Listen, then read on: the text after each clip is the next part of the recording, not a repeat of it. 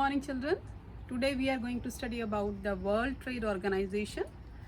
It is also known as WTO. So what is this organization? It is an international organization which was started at the initiative of the 12 countries. At present, it has 164 countries of the world are its members. And what are the aims? Why it is created?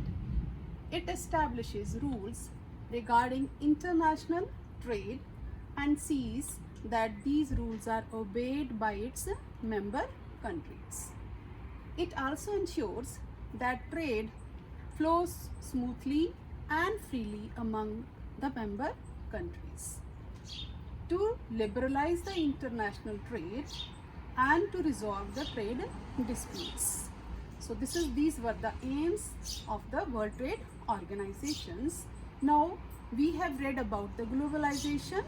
It is through multinational companies or the corporations, and what steps are taken by the Indian government at the central level as well as the state level. The state governments are taking the steps to attract the foreign investments. What are these? First is the SEZs, Special Economic Zones. So the governments are trying to set up these zones. They are also called as industrial zones. And where these SEZs are established, they are to have world-class facilities. For example, water facilities, well-developed means of transportation, that is roads, provision of the electricities, storage facilities, educational facilities and recreation facilities for those people who will work in the factories as well as for their family members. Now what they do, the companies who set up production units in the SEZ special economic zones, they do not have to pay the taxes for initial period, that is of 5 years, means they are not paid to pay any taxes to the government. Another step is the flexibility in the labor laws. That is, the companies which are going to set up in these zones, they are allowed to have the flexibility in the working hours. Instead of now these companies, instead of hiring the workers on the regular basis, they hire the worker flexibly for the short period.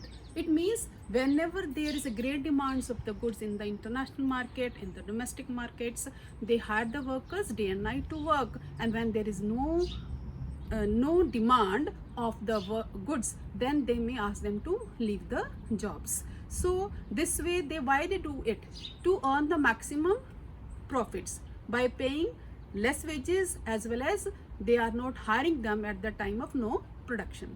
So besides these ways, what are these? Movement of the goods, movement of the services, investment and technology. There is one way in the world to connect the countries. What is that? That is called movement of the people from one country to another country. That is means people are traveling from one country to another country for better jobs, better prospects of their life, that is the income, as well as the high standard of living, and some are moving for their education as well. Thank you.